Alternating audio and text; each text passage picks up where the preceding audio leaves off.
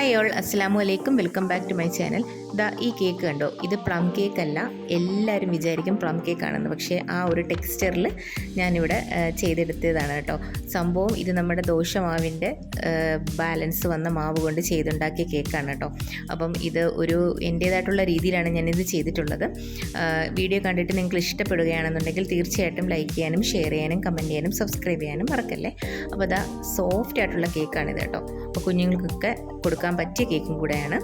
Cake ഉണ്ടാക്കാൻ വേണ്ടിയിട്ട് ഞാൻ ഒരു പാത്രത്തിലോട്ട് 2 കപ്പ് ദോശമാവ് ഒഴിച്ചു കൊടുത്തിട്ടുണ്ട്. 1 കപ്പ് ജാഗരി പൗഡറാണ്. ഇത് വെളിയിൽ മേടിക്കാനും കിട്ടും, സാധാ നമ്മുടെ ശർക്കര പൊടിച്ചതാണെങ്കിലും മതി.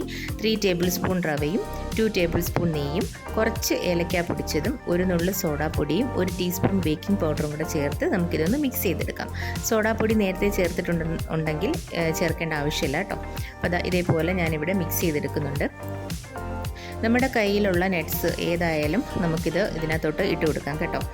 ഇപ്പോൾ എൻ്റെ കയ്യിൽ വാൾനട്ട്സ് ആണ് ഉണ്ടായിരുന്നത്, അത് ഞാനിവിടെ പൊടിച്ച് ചേർത്ത് കൊടുക്കുന്നുണ്ട്. കുഞ്ഞുങ്ങളൊക്കെ കൊടുക്കാൻ പറ്റിയ അടിപൊളി ഒരു റെസിപ്പിയാണ്. നമ്മൾ ജാഗരി പൗഡറാണ് ചേർത്തിട്ടുള്ളത്. അപ്പോൾ അതുകൊണ്ട് നമുക്ക് സ്നാക്സിനൊക്കെ വെച്ച് കൊടുക്കാൻ പറ്റിയൊരു കേക്കാണിത് കേട്ടോ.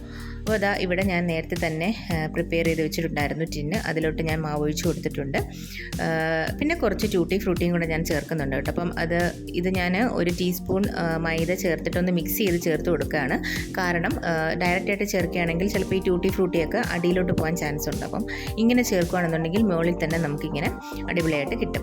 അപ്പം നേരത്തെ തന്നെ ഓവൻ സെറ്റാക്കിയിട്ടിട്ടുണ്ടായിരുന്നു ഒരു 170 ഡിഗ്രിയിൽ. അപ്പോൾ അതിൽ കുറച്ചധികം ബേക്ക് ചെയ്തെടുക്കേണ്ടി വരും കേട്ടോ. അപ്പോൾ ഞാനിവിടെ ഒരു 45 മിനിറ്റ്സ് ആണ് കൊടുത്തിട്ടുള്ളത്.